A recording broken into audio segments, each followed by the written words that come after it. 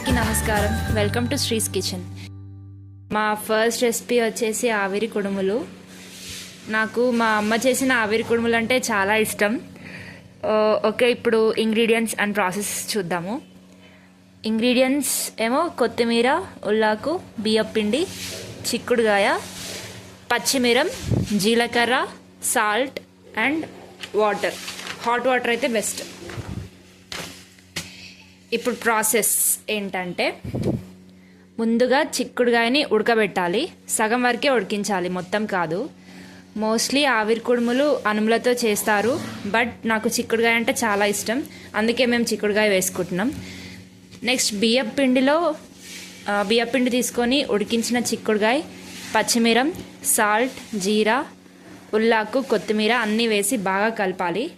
మనం hot water వేస్తూ పిండి కలుపుతూ ఉండాలి. ఉల్లాకు, కొత్తిమీరతో టేస్ట్ చాలా బాగుంటుంది. సో అవి ఎంత ఎక్కువ వేసుకుంటే అంత టేస్ట్ ఉంటుంది. పిండి బాగా కలిపాక దాన్ని రౌండ్గా చేసుకోవాలి, ఇలా వీడియోలో చూపిస్తున్నట్టుగా. దెన్ ఒక జాలి గిన్నె తీసుకొని దానికి ఆయిల్ అప్లై చేయండి. దాంట్లో ఈ కుడుములని ఒక్కొక్కటిగా పెట్టండి. నెక్స్ట్ ఒక పెద్ద గిన్నె తీసుకొని అందులో వాటర్ పోయండి. ఆ గిన్నె పైన ఈ కుడుములు పెట్టిన జాలి గిన్నె పెట్టాలి. ఇప్పుడు స్టవ్ మీద ఈ గిన్నె పెట్టి మూత పెట్టేయండి. ఒక 30 to 40 minutes మీడియం ఫ్లేమ్లో కుక్ చేయండి. 30 to 40 minutes తర్వాత మీకు ఈ ఆవిరి కుడుములు రెడీ అయిపోతాయి.